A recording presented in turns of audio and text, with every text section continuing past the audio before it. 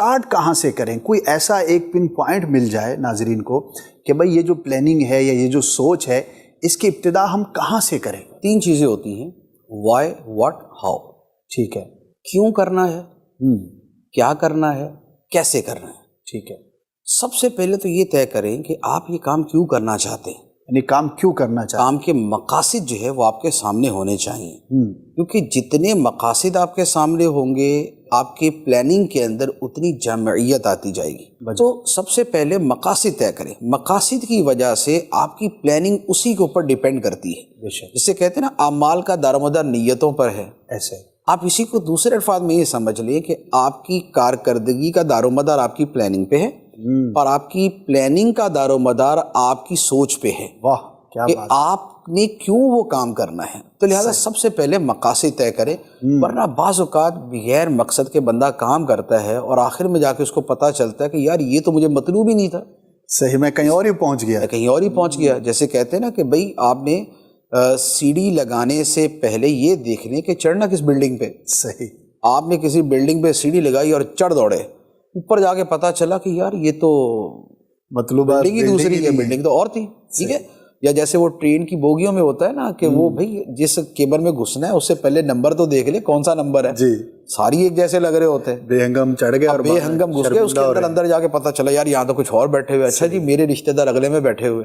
تو بھائی پہلے ہی آپ اس کو دیکھ لیں. تو مقاصد پہلے طے کر لیں. یہ ہے وائی، آپ کیوں کرنا چاہتے ہیں. اور میں نے کسی جگہ پڑھا تھا کہ جب بھی کوئی بڑا کام کرنا ہے تو کم از کم اس کے 5 مقاصد ہونے چاہیے، یعنی 5 مرتبہ وائی ہونا چاہیے. واہ. میں یہ اس لیے کرنا چاہتا ہوں، میں یہ اس لیے کرنا چاہتا ہوں، میں یہ اس لیے کرنا چاہتا ہوں. ایک کے لالے پڑے مفتی صاحب آپ 5 فرما رہے ہیں. یہ تو پھر وہ عقل نہیں تو موجہ والی بات ہوتی ہے نا، یہ کہ بھئی نہیں سوچنا تو پھر نہیں سوچنا، لیکن سوچنا ہے تو پھر 5 پہ سوچنا، پورا ہی سوچ لے اس کو. آپ جتنے زیادہ فوائد سوچیں گے نا آپ اس کام کو کرنے کے ساتھ اتنا اٹیچ بھی ہو جائیں گے. وجہ ہمارا ایک بہت بڑا پرابلم یہ بھی ہوتا ہے نا، ہم کہتے ہیں یار شروع تو بڑے جذبے سے کرتے ہیں، اس کے بعد جذبہ ٹھنڈا پڑ جاتا ہے، پتہ نہیں کیا ہوا، دل نہیں کر رہا. اس کی وجہ کیا ہوتی ہے؟ وجہ یہ ہوتی ہے کہ انسان جو ہے وہ 2 وجہ سے کام کرتا ہے. یا تو اس کے ساتھ کوئی ایموشنل اٹیچمنٹ ہوتی ہے، ایک جذباتی وابستگی ہے اس لیے کرتا ہے، اور یا اس کے فوائد اس کے پیش نظر ہوتے ہیں اس لیے کرتا ہے. ایسا ہی. اچھا اب ایموشنز بھی ہفتے بعد ٹھنڈے پڑ جاتے ہیں اور جو فوائد شروع میں سوچے ہوتے ہیں وہ دماغ سے نکل جاتے ہیں. تو اب دونوں فیکٹرز جب نکل گئے اب اس کے بعد کام کرنے کو دل نہیں کرتا. لیکن اگر آپ نے اس کے زیادہ سے زیادہ فوائد سوچے ہوئے اور لکھے ہوئے اور آپ اسے وقتاً فوقتاً دیکھتے رہتے ہیں تو آپ کا جذبہ نیچے نہیں جائے گا. وجہ بہت بنیادی. تو لہٰذا کام کرنے کا طریقہ یہ ہوتا ہے کہ آپ کے پیش نظر فوائد زیادہ ہوں. ایک ہمیں یہ بولتا ہے کہ بھائی انگلش سیکھ لو، پڑھے لکھے لوگ گے. صحیح. تو ہفتے بعد کہتے ہیں یار انپڑھ ہی ٹھیک ہے ہم بھائی. صحیح. جب انگلش سیکھنا مشکل لگتا ہے تو کہتے ہیں ایسے ہی صحیح ہیں ہم. لیکن ایک ہمیں اس کے ساتھ ایک پورا فیوچر نظر آتا ہے، اس کے بہت سارے ڈائمینشن نظر آتی ہیں، ہم اس کا دینی دنیاوی فائدہ دیکھتے ہیں. تو اب ہمارا جو موٹیویشن ہے وہ ایک لانگ ٹرم جو ہے وہ باقی رہتی ہے. Motivation needs motive. ترغیب جو ہے مقصد چاہتی. آپ کے سامنے مقصد ہوگا تو آپ کو ترغیب ہوگی. آپ کو ترغیب رہے گی تو وہ آپ کام کریں گے. آپ کو پیاس لگے گی تو پانی پیئیں گے، پیاس ہی نہیں تو پانی کہاں سے پیئیں گے. ترغیب جو ہوتی ہے یہ پیاس کی طرح ہوتی ہے. جب آپ کو پیاس لگتی ہے تو اب آپ اس کے لیے دوڑتے ہیں. ہماری چونکہ ترغیب ٹھنڈی پڑ جاتی ہے تو ہمارا کام ٹھنڈا پڑ جاتا ہے. اور ہمارے ہاں یوں کہہ لیں کہ ہمارا اوور آل کلچر جو ہے نا وہ ٹھنڈ پروگرام ہے. یعنی کہ ہم ٹھنڈے ہی ہیں، اب ٹھیک ہے یار وہ مولا کرے گا، رضا مولا ہما اولا. تو ہم تھوڑا سا اسی چیزوں کے ذریعے ہم بہانے بنا کے چیزوں سے بچ جاتے.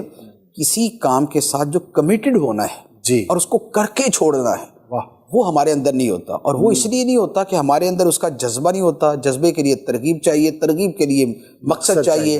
مقصد ہمارے سامنے نہیں ہوتا تو ہمارا کام جو ہے وہ ٹھنڈا پڑ جاتا ہے. بہت بنیادی. تو لہذا سب سے پہلے تو کام کے جو مقاصد ہیں وہ آپ کے سامنے ہونے چاہیے. دوسرے نمبر پر یہ ہے کہ اب ان مقاصد کے لیے آپ نے کیا کرنا ہے.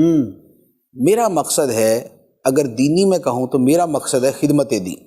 صحیح. ٹھیک ہے، خدمت دین مجھے کرنی ہے. اب میرا واٹ یہ نکلا نا کہ کرنا یہ ہے مجھے. اب اگر مجھے یہ کرنا ہے تو اس کے کتنے طریقے ہیں، یہ میں اس کو جتنا میکسیمم اس کو وہ میں ان ڈیٹیل کر سکوں، ڈیفائن میں کر دوں.